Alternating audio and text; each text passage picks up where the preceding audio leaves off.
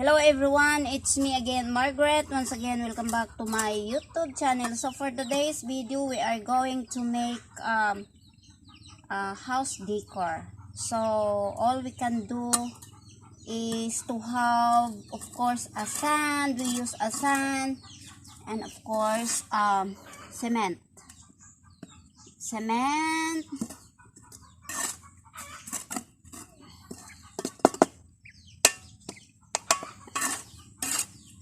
We can mix it perfectly. So actually if we will use only a small amount,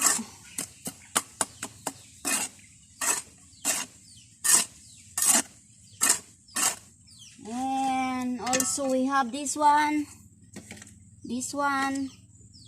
of course a junk mug, also this one, a jar.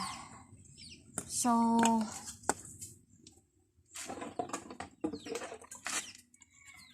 this time, because we are in a crisis situation, we need to be creative. Instead you buy something, house decoration, house decor, we can make our own if you have available around. So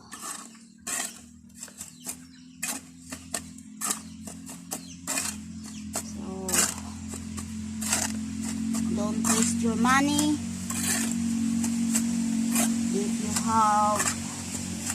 If you can make your own. So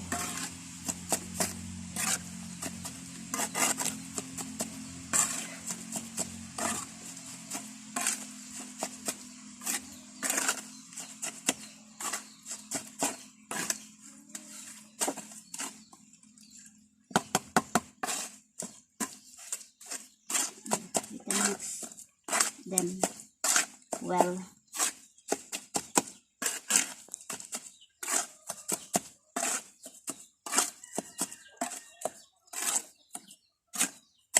So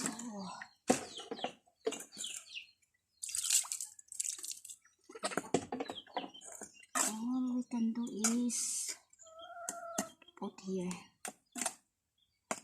Actually it's really easy.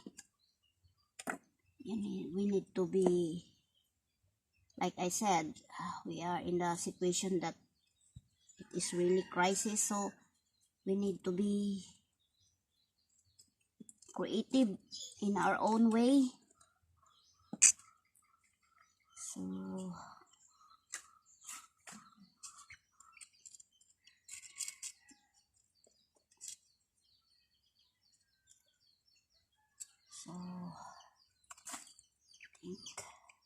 oh,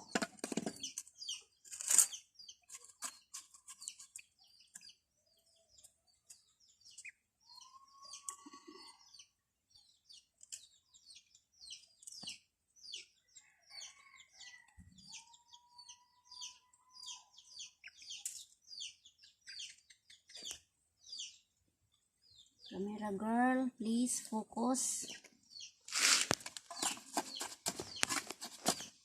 I have a camera girl available today, this afternoon, because she have no class.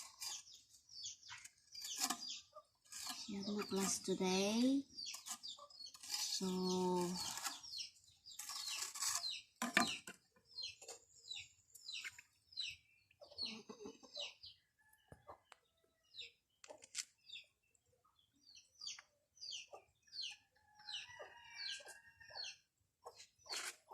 we can put here. So haha, this is it. One down. So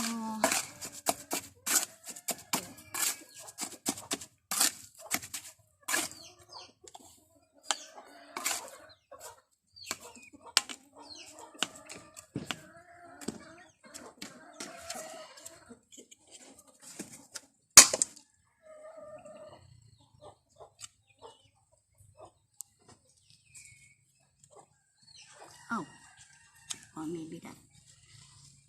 Okay.